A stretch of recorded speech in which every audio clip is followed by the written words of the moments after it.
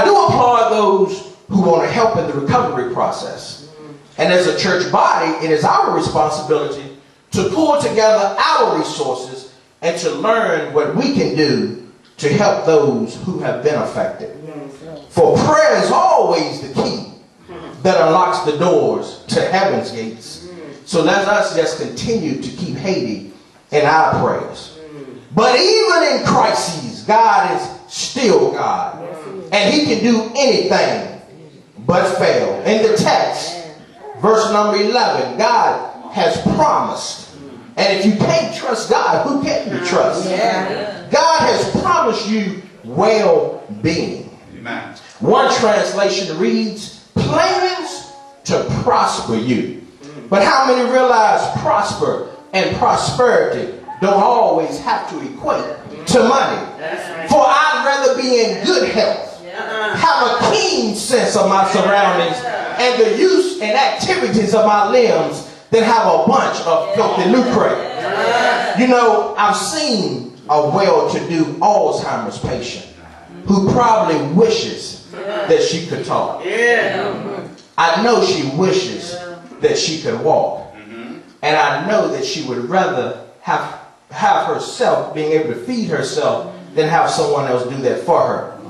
Then how grateful are we for these things, the senses that get so easily taken for granted? Why do you suppose there is this constant struggle of what we're going to do with ourselves? For God has promised you a future with hope. Though things look bleak with layoffs, unemployment, and budget reassessments, it seems these hardships are overwhelming. But you still not worried because God can carry his people even through these unpleasant times. Whoever said the saints were not supposed to suffer. But if we keep hope while enduring some suffering, we shall know God will have mercy. And God does have mercy upon his people. My question to you, St. Joy, this morning is, do you trust him? See, I'm sorry, but there are no neutral gray areas, fence riding permitted.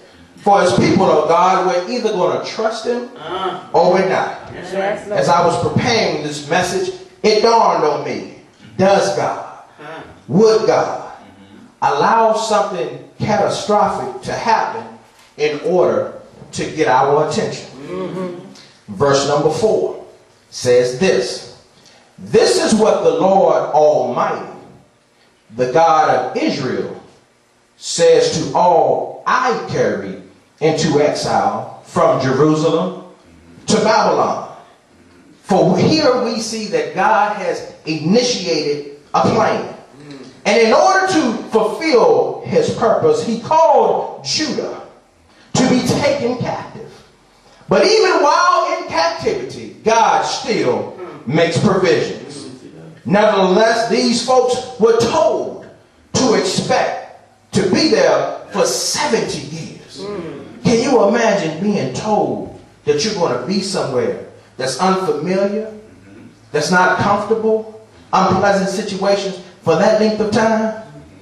And they were told to put down roots, build houses, plant gardens, get married, have children. When the children grew up, the children would have had children. So then there would have been grandchildren. While being in a place where God needed them to be, they were to multiply and not dwindle away.